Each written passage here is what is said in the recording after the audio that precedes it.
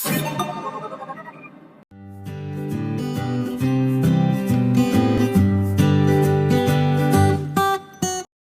teman-teman, di sini kami akan menjelaskan tentang metode kontrasepsi implan. Baik, pembahasan pertama yang akan kita bahas adalah mengenai definisi dari implan.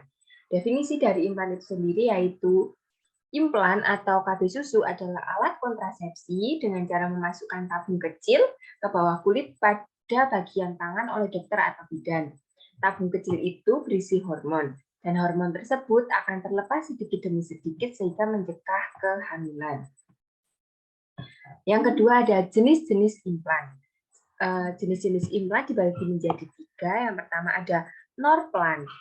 Norplan sendiri terdiri dari 6 batang silastik lembut berongga dengan panjang 3,4 cm dengan diameter 2,4 mm yang diisi dengan 36 mg levonorgestrel dan lama kerjanya adalah 5 tahun.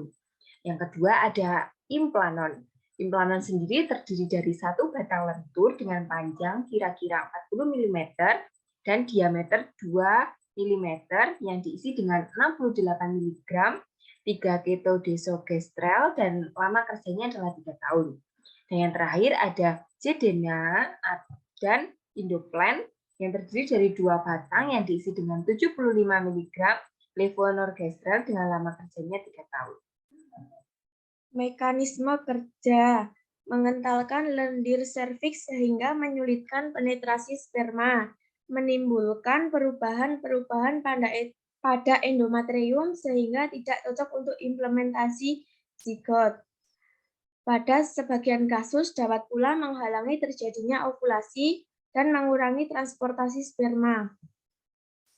Kemudian ada indikasi untuk pemakaian KB implan, yaitu pemakaian KB yang jangka waktunya lama, tidak dapat memakai jenis KB lain, masih berkeinginan punya anak lagi, tetapi jarak kelahirannya tidak terlalu dekat.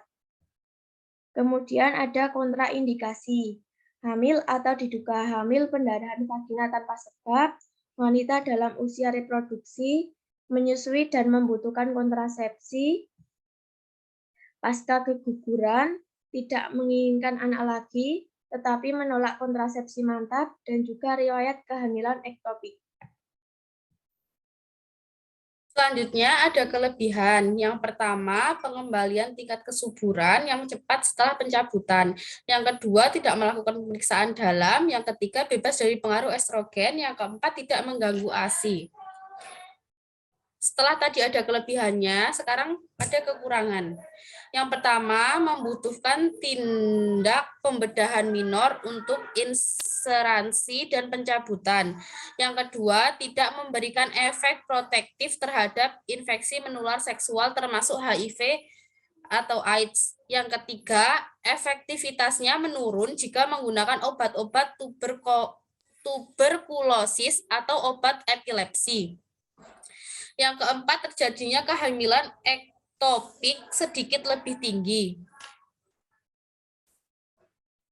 Efek sampingnya, yang pertama, perubahan pola haid yang terjadi pada kira-kira 6% akseptor, terutama selama 3-6 bulan pertama dari pemakaian. Yang kedua, bertambahnya hari-hari pendarahan dalam satu siklus haid, pendarahan bercak, spotting. Yang ketiga, perubahan dalam periode menstruasi. Sekian dan terima kasih.